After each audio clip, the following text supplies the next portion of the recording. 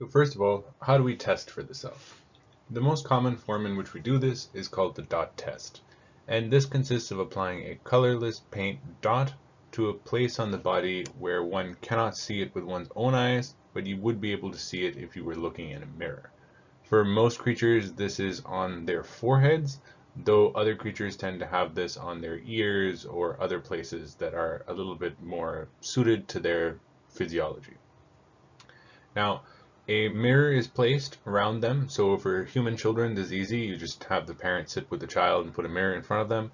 For most animals, it's a little bit more complicated and consists of generally anesthetizing the animal, putting a mirror in their environment, and then letting them get used to the mirror over the course of, well, some time. It could be a couple weeks, you could say, and then anesthetizing the animal again and placing the dot on them to see if they recognize that dot on themselves. In order to pass the test, we oftentimes look for the behavior of the creature, human or non-human, looking in the mirror and recognizing that they themselves are presented in the mirror, and we know or assume that they recognize themselves because they begin to explore the dot on themselves instead of in the reflection itself. Now, human beings can reliably pass this test, and they start to do so between the ages of 2 and 3, and it is thought that is when our core self-concept begins to develop. Among non-humans, the great apes routinely pass this test, so this includes the chimpanzees, bonobos, and orangutans, and while gorillas are considered to be one of the great apes, there is much more variability in how often and reliably they pass this test. Many times, males will begin to demonstrate certain types of aggression tendencies or sort of male posturing, and that could be because they're confusing their reflection with another male, which would infer that they're not as, well, reliably able to pass this test, and thus maybe do not have as concrete a sense of self as the other great apes. Some of the lesser apes tend not to pass this test reliably. Dolphins and orcas over the years are fairly good at passing this test. They actually quite like mirrors and will play in front of them, blowing bubbles and doing various flips and circles, and they tend to, again, also recognize themselves. There have been a few other animals that have sort of intermittently passed this. They are a couple of elephants, I believe. A bunch of magpies have passed this as well, even though, again, they do so unreliably if you actually look through some of the papers. Some do very regularly, and other magpie individuals don't seem to care about mirrors at all.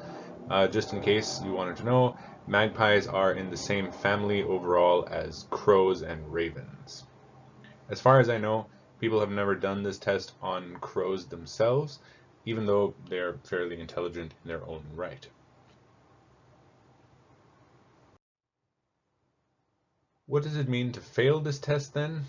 I mean, if something now does not play or examine this dot on themselves, should we infer that they have no concept of themselves? And in a lot of scientific disciplines, yes. But the real truth or the answer to this is probably not that simple. For example, consider you applied the dot test to a dog. Now, the dog does not react to this dot placed on themselves pretty much at all. And well, there could be a lot of reasons to think about this. And before we get into that, let's consider just the dog creature itself. Now, in this example I'm giving you, a dog goes through a dog door that's installed in a regular door, and for the most part, dog doors are smaller than most large dogs, yet they're able to lower themselves appropriately to move through the door. And how are they able to do that if they have no understanding of their own proportions? Wouldn't they just bang on the door each time and then just keep kind of going through until they fit through this little hole in which they were trying to make their way? And I mean, I'm sure there are some dogs that probably do like this, but for the most part, dogs are able to successfully navigate their environment in a way that seems to allow one to conclude that they at least have some degree of a concept of their own proportionality, even if they perhaps don't have a direct concept of their own sort of internal psychological being.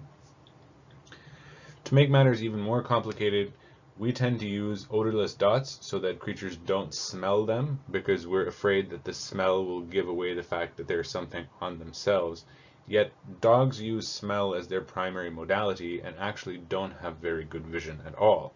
And so it could well be that they don't even recognize through vision that they have a dot on themselves. Now, I don't mean to say that dogs are self-aware creatures that sit back and contemplate the woes of life and their human companions, but just that the question of what defines self is probably much more complicated than whether something can recognize its reflection or not. It is also worth noting that we tend to view everything else through our own lens. We are, at the end of the day, tool users, and we use our capability of using tools as the end-all, be-all metric of intelligence, and we use our forms of intelligence to then apply that to all other creatures. And again, it might not be so simple. There are some very interesting books written about this, of how animals demonstrate incredible intelligent behavior in ways completely different than our own. And just to throw a little extra complications in there, at the end of the day, how do you know that you are not just a fancy Turing-capable biomechanical computer?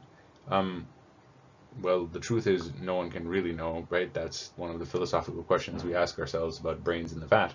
You could believe it, sure, and that is probably likely that we are self-aware biological entities, but at the end of the day, it's difficult to know.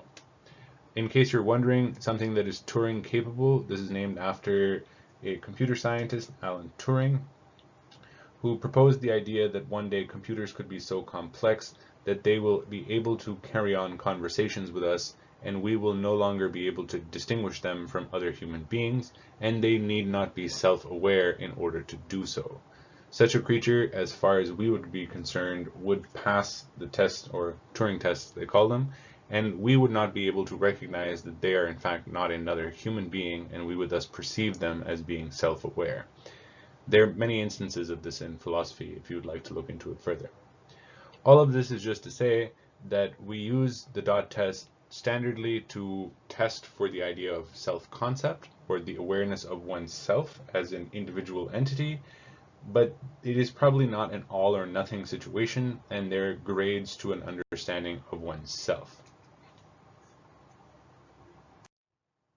When it comes to self-concept, this is defined as the overall set of beliefs that people have about their own personal attributes.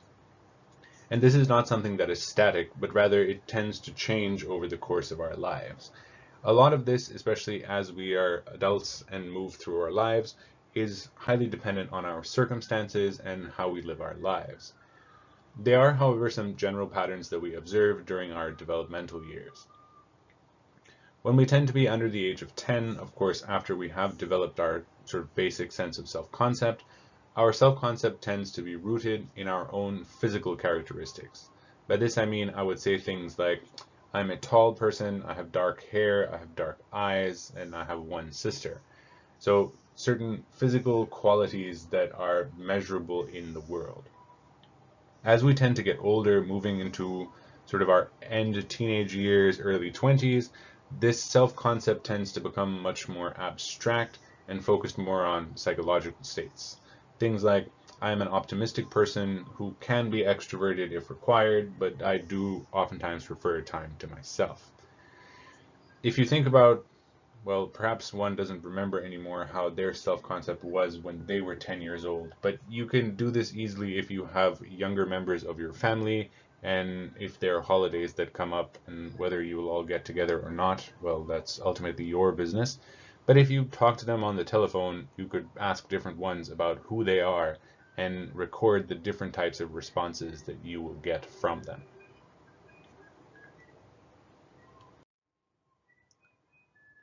What other things define the self seeming to change? And a lot of this comes down to how core the aspect that changed is to our personality.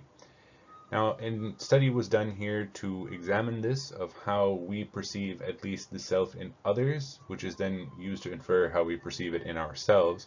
And the study had people imagine that they hadn't seen a friend in 10 years, and after meeting them again after this time, that they changed along certain dimensions, and to rate how likely those dimensions would result in them perceiving that the fundamental self of that person had changed.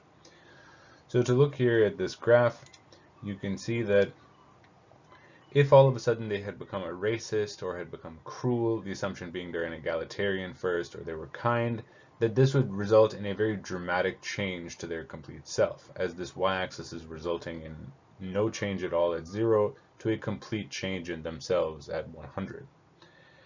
Moving on to more general qualities about the person, you can see that if they had all of a sudden become adventurous or changed to shy from being outgoing or had great memories and thus became forgetful, that this is also a relatively significant impact to who they're considered to be as them, their being or their core. Changes in our preferences or abilities have less of an impact. If I was to learn how to speak French, or I all of a sudden, well, as if I'm assuming I'm the friend now over 10 years. If I all of a sudden speak French or German and I like classical music or heavy metal, let's say, this has some degree of an impact on who we are, but less so than any of the personal characteristics, especially ones that will result in dramatic behavior changes around ideologies, let's say. Other more basic things, like all of a sudden I don't like sports or I need to wear eyeglasses, are again not seen to change the true self very strongly. So from this we can see that the qualities that are closer to our own personalities tend to be perceived as having a much higher contribution to our self than our more basic and physical characteristics as we tend to grow older. Now, it would be interesting to see what 10-year-olds would say about this, and assuming that a 10-year-old could understand that they had a friend from when they were born and then didn't see them for 10 years, which probably would be pretty hard to get a 10-year-old to grasp. But then again, who knows? It would be interesting to see how their pattern would be different.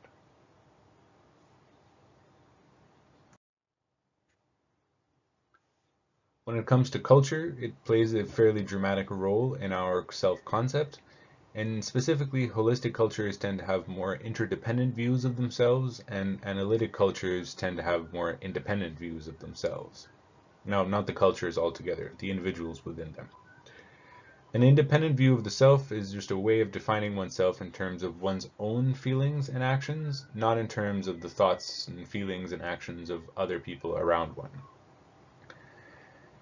Conversely, an interdependent view of the self is a way of defining oneself in terms of one's relationships to other people and recognizing that one's own behavior is often determined or guided by the thoughts and feelings and actions of other people around you. It just follows this common theme of independent or analytic cultures tend to be much more self or individual focused, and holistic, or oftentimes referred to as Eastern cultures, tend to be much more focused on the community and the collective. And this is again reflected in the sense of self-concept.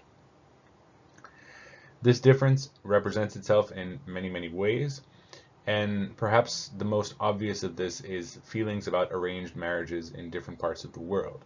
Many people here in the United States, for example, think it is unbelievably strange that arranged marriages are even a thing, some going so far as to claim that all those who are under the quote-unquote oppression of arranged marriages need to be emancipated, while in many of the Eastern cultures, arranged marriages are seen as a much more normal aspect of how life works. And at the end of the day, while there can be some problematic nature or relationships that arise from arranged marriages, so too can there be from quote-unquote love marriages that we have in the East. At the end of the day, violence against spouses is a common factor throughout the entire world, not because of how someone got married.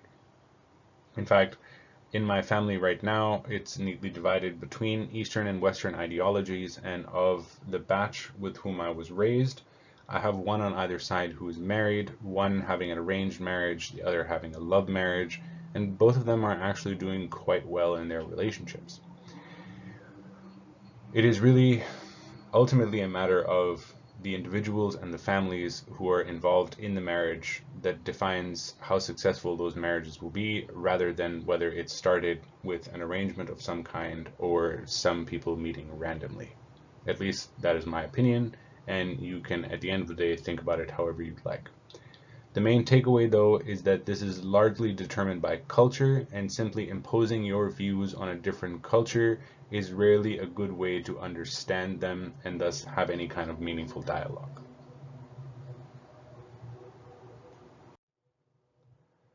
Finally, some functions of the self.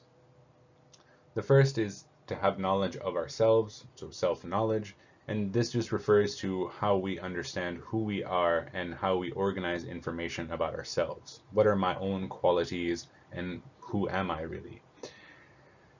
Next is self-control, and this is considered to be the manner in which we make plans for the future and also how we exert control over ourselves when we are trying to change our own behaviors or prevent ourselves from engaging on certain behaviors that we deem are inappropriate or harmful to ourselves. It could well be that we're also exerting control to keep ourselves from doing things we would like to do because of certain other factors that play into how we believe we should act in the world. The third is impression management, and this is how we think about other people viewing and perceiving us, and then how we modify our own behavior so that we can change those perceptions, ultimately resulting in other people perceiving us in the way we would like to be perceived. At the end of the day, we need to have some degree of an understanding of who we are in order to understand someone else observing me and making judgments about me. And then further, I still need to have understanding about myself in order to begin to modify myself such that I can understand a different self, another person, is perceiving me and will likely judge these qualities in these types of ways, and thus I can modulate those to influence their impressions of me.